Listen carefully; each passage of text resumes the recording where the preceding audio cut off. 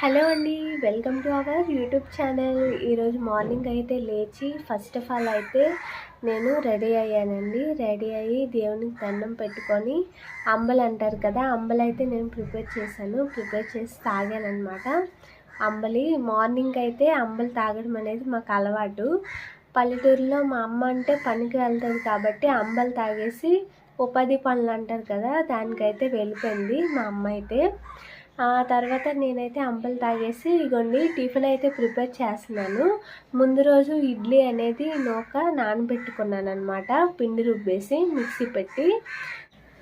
ఇదిగోండి ముందు రోజు అయితే మినపగుళ్ళు అనేవి నానబెట్టుకొని నైట్ మిక్సీ పెట్టేసి అందులోనే ఇడ్లీ అనేది గ్లాస్ పప్పుకైతే మేము 3 గ్లాసులు ఇడ్లీ రవ్వ అయితే వేస్తానండి. అలా అయితే ఎర్లీ మార్నింగ్కి మనం ఇడ్లీ వేసేటప్పుడు కూడా చాలా స్మూత్గా వస్తాయన్నమాట ఇడ్లీలు. ఇంకా నేను పెట్టలేదు, ముందుగా అయితే నేను ఆయిల్ అనేది రాసుకున్నాను అనమాట. వీటికి మంచిగా వస్తాయి కింద అడుగు అనేది పట్టకుండా అని. ఇప్పుడు ఇడ్లీలు అయితే పెట్టుకుంటున్నాను. అయితే ఇడ్లీలు పెట్టేశానండి. ఇవి కొంచెం పెద్దవి కాబట్టి పెద్ద ఇడ్లీలే దిగుతాయి అన్నమాట. ఒక ట్రిప్కి ఒక 20 ఇడ్లీలు అలా దిగుతాయి. అందులోని ఇడ్లీ కూడా పెద్ద సైజ్ అనేది వస్తుంది. ఇందులో వాటర్ వేసుకుంటున్నాను.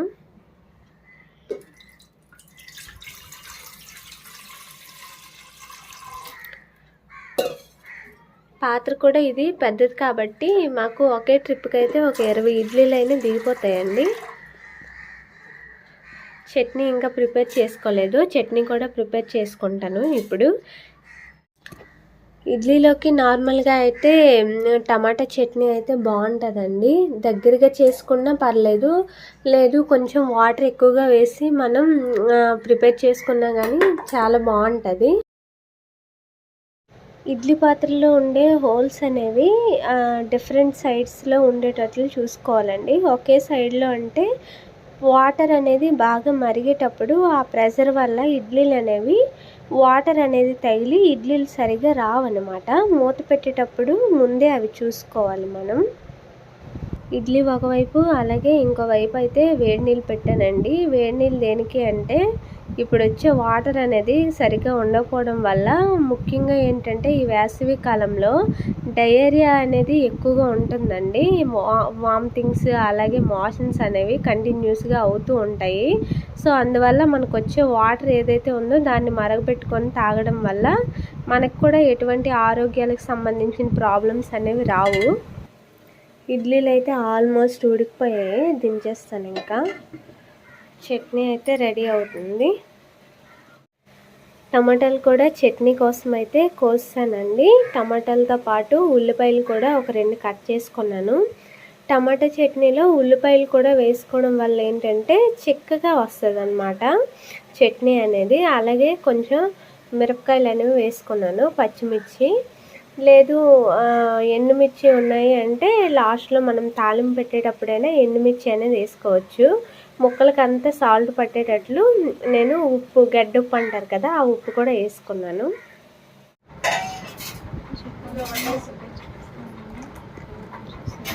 చట్నీ అయితే చక్కగా రెడీ చేసామండి. ఇడ్లీలు కూడా ఆల్మోస్ట్ రెడీ అయిపోయాయి కాబట్టి ఇంకా టిఫిన్ అయితే తినేయడమే. టైం అయితే 9:30 అవుతుంది. ఇడ్లీలు మనం మెజర్మెంట్ అయితే చాలా కరెక్ట్గా తీసుకున్నాం కాబట్టి చాలా స్మూత్గా అయితే వచ్చాయి. మీకు చూస్తే అర్థమైపోతుంది కదా. ఇంకా చట్నీ వేసుకొని టిఫిన్ అయితే తినేస్తాను. చట్నీ అనేది మనకు ఫుల్గా ఉండాలి, ఇడ్లీలకి బాగా పట్టేటట్టు, లేకపోతే అసలు తిన్నట్టే ఉండదు అనుకోండి. ఇంటికి రిలేటివ్స్ వచ్చేటప్పుడు మాత్రం ఇలా మీరు చేశారంటే అసలు ఇడ్లీలు అనేవి మిగలవు అనమాట, అంత బాగున్నాయి చూడడానికైతే. తినేసి ఎలా ఉందో చెప్తాను. ఇడ్లీలు అయితే చాలా బాగా వచ్చాయి అన్నమాట, చాలా బాగున్నాయి. చట్నీ కూడా చాలా బాగా వచ్చింది, చెప్తాను.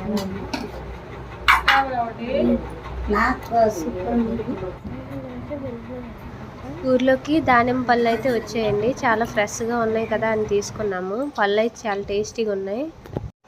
మధ్యాహ్నం లంచ్లోకి అయితే మా అక్క తన వెర్షన్లో పులిహోర అయితే ప్రిపేర్ చేస్తుందండి మధ్యాహ్నం లంచ్కి. నేను కూడా పులిహోర అనేది ప్రిపేర్ చేశానండి. మన యూట్యూబ్ ఛానల్లో అయితే లాంగ్ వీడియో అనేది నేను పోస్ట్ చేశాను. ఇన్ కేస్ ఎవరికైనా ఇంట్రెస్ట్ ఉంటే చూడండి. ఈరోజు సాటర్డే కదా అని చెప్పి స్పెషల్గా ఏదైనా చేసుకుందామని చెప్పి అందరికీ పులిహోర పైకి మళ్ళిందనమాట మనసు.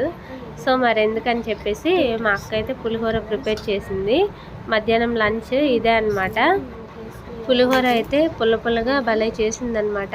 ఇంకా తినేద్దాము. తినడానికి ఇంకా రావట్లేదు ఏటబ్బా అనుకుంటున్నాను. మనవరంతా ఇడ్లట్లు ఆడుకుంటున్నారు. మనోళ్ళకి అసలు ఆకలే వేయట్లేదు అనమాట. మనవరంతా ఇడ్లట్లు ఆడుకుంటేను. పులిహోర అయితే చాలా బాగా వచ్చిందనమాట. మా అమ్మ అయితే పని నుంచి వచ్చింది కదా, పాపం తెల్లవారు కూడా ఏం తినకుండా అంబలు ఒకటే తాగేసి వెళ్ళింది. చూడండి, మధ్యాహ్నం కూడా ఎవరైనా మధ్యాహ్నం వండింది తింటారు. మా అమ్మ అలా కాదు, తెల్లవారు టిఫిన్ ఏదైతే ఉందో ఆ టిఫిన్ ముందు తినేసి తర్వాత అయితే మధ్యాహ్నం వండింది తింటుందన్నమాట. మా అమ్మ మాత్రం చాలా కష్టజీవి అనే చెప్పాలి. అందరు అమ్మలు కూడా కష్టజీవులు వెళ్ళండి. ఎందుకంటే పాపం తెల్లవారు లేచిన దగ్గర నుంచి అలా ఖాళీయే ఉండదు. తెల్లవారు పనికి వెళ్తుంది. పనికి వెళ్ళిన తర్వాత ఇంటికి వచ్చాక మళ్ళీ ఇంటి దగ్గర పనులు చేసుకొని చాలా కష్టపడుతూ ఉంటుంది అనమాట. ఈవినింగ్ అయింది. సో ఇంటి చుట్టూ కూడా కొంచెం చెత్తలాగా ఉంటుంది. అదంతా కూడా సాయంత్రం అయింది కదా, ఇంకా క్లీన్ చేసుకోవాలన్నమాట. మా అమ్మ అయితే మళ్ళీ పనికి వెళ్ళిందనమాట, ఉపాధి పనికి. సో తను వచ్చేటప్పటికి ఎంతో కొంత సాయం చేస్తే తనకు కూడా కొంచెం ఫ్రీగా ఉన్నట్టు ఉంటుంది కదా. ఈ వాకిల ఇది అంతా కూడా క్లీన్ చేసి నీట్గా తుడిచేస్తాను మా అమ్మ వచ్చేటప్పటికి. ఇంటి దగ్గర పని అయితే అయిపోయింది. ఇగోండి, ఖాళీగా ఉన్నాను కదా, మరి ఇంకేం చేస్తామని ఇక్కడే నేను చదువుకున్న స్కూల్ అనమాట. మా ఇంటి పక్కనే ఉంటుంది. ఎలిమెంటరీ స్కూల్ అంటారు కదా, అదనమాట. ఇక్కడ మా పిన్ని ట్యూషన్ చెప్తూ ఉంటుంది చిన్నపిల్లలకి. సో అలాగే వెళ్దామా చూద్దామని చెప్పి అయితే ఇలా రావడం జరిగిందనమాట. ఇగండి, ఈ ప్లేస్లో అయితే బిల్డింగ్ అనేవి ఉండేవండి. మేము చదువుకునేటప్పుడు అయితే ఇక్కడ 3 బిల్డింగ్స్ అలా ఉండేవి. ఇప్పుడైతే కొత్తగా కన్స్ట్రక్షన్ అది చేశారనమాట. కొంచెం చూడడానికి కూడా బిల్డింగ్స్ అనేవి కొత్తగా ఉన్నాయి కదండి. ఇగోండి, ఇక్కడైతే ట్యూషన్ అనేది చెప్తూ ఉంటారు. అక్కడ కనిపిస్తుంది కదా, అదే మా ఇల్లు అనమాట. ఇంటికి పక్కనే స్కూల్ అనమాట. చిన్నప్పుడు అయితే మన స్కూల్ ఎగ్గొట్టాలనిపిస్తే వెంటనే ఇంటికి వెళ్ళిపోయేదాన్ని. ఎందుకంటే 2 అడుగులే కదా. అప్పట్లో టీచర్స్ కొడితే ఇంటికి వెళ్ళి చెప్తే మళ్ళీ తిరిగి 2 వీపు మీద మనకేసేవారు. ఇప్పుడు అలా కాదనమాట, అంతా రివర్స్ అయిపోయింది. స్టూడెంట్స్ అనేవారు టీచర్స్ పైకి వెళ్తున్నారనమాట. సమాజం అలా మారిందనమాట.